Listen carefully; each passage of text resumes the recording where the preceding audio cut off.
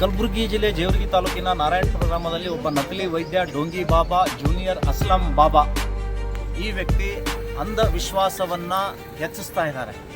ಮಕ್ಕಳು ಕೊಡ್ತಾ ಇದ್ದೀನಿ, ಮಕ್ಕಳು ಆಗದೇ ಇರುವವರಿಗೆ ನಾನು ಔಷಧಿಯನ್ನು ಕೊಡ್ತೀನಿ. ಡಾಕ್ಟರ್ ಹತ್ರ ಹೋಗಿದ್ರು, 20 ವರ್ಷ ಆದರೂ ಮಕ್ಕಳಾಗಿಲ್ಲ. ನನ್ನ ಹತ್ರ ಬಂದ ತಕ್ಷಣ ಇವರಿಗೆ ಮಕ್ಕಳಾಗಿದ್ದಾವೆ. ಅಂತಹ ಅದ್ಭುತ ಶಕ್ತಿ ಎಲ್ಲಿದೆ ಅಂತ ನನಗೆ ಅರ್ಥ ಆಗ್ತಾ ಇಲ್ಲ.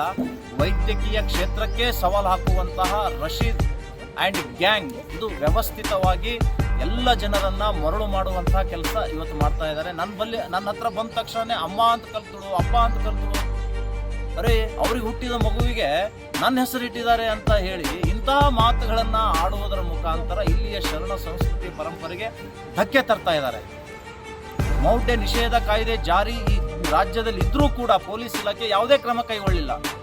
ನೆಲೋಗಿಯ PSI ಈ ಅಕ್ರಮ ದಂಧೆಗೆ, ಮೌಢ್ಯವನ್ನ ಪಸರಿಸುವ ಈ ಚಟುವಟಿಕೆಗೆ ಸಂಪೂರ್ಣ ಬೆಂಬಲ ಕೊಟ್ಟಿದ್ದರ ಪರಿಣಾಮ ನಾರಾಯಣಪುರ ಗ್ರಾಮ ಇವತ್ತು ಅಶಾಂತಿಗೆ ಕಾರಣ ಆಗಿದೆ.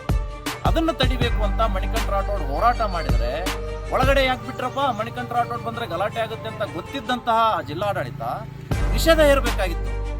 ನಿಷೇಧ ಇರಲಿಲ್ಲ. ಯಾಕೆ ಅಂತ ಕೇಳಿದರೆ ಮಣಿಕಂಠ ರಾಠೋಡ್ ಹೊರಗಡೆ ಹೋಗ್ಲಿ, ಗಲಾಟೆ ಆಗಲಿ, ಆ ಗಲಾಟೆಯನ್ನು ಇವನು ಹಣೆಗೆ ಕಟ್ಟಿ ಇವನು ಜೈಲಿಗೆ ಕಳಿಸ್ಬೇಕು ಅಂತ ಫ್ರೀ ಪ್ಲಾನ್ ಮಾಡಿಬಿಟ್ಟು ಇವತ್ತು ಅಲ್ಲಿ ಗಲಾಟೆ ಮಾಡಿಸಿದವರು ಈ ಕಾಂಗ್ರೆಸ್ ಸರ್ಕಾರದವರೇ, ಜೈಲಿಗೆ ಕಳಿಸಿದವರು ಕಾಂಗ್ರೆಸ್ ಸರ್ಕಾರದವರೇ.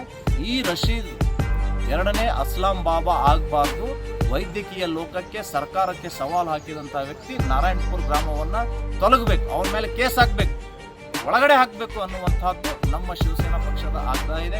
ಒಂದು ವೇಳೆ ಸರ್ಕಾರ ನಿರ್ಲಕ್ಷ್ಯ ವಹಿಸಿದರೆ ಉಗ್ರವಾದ ಹೋರಾಟವನ್ನು ಮುಂದೆ ನಾವು ಕೈಗೆತ್ತಿಕೊಳ್ಬೇಕಾಗತ್ತೆ ಅನ್ನುವಂಥ ವಿಚಾರ ತಿಳಿಸ್ತಾ ಇದ್ದೀನಿ.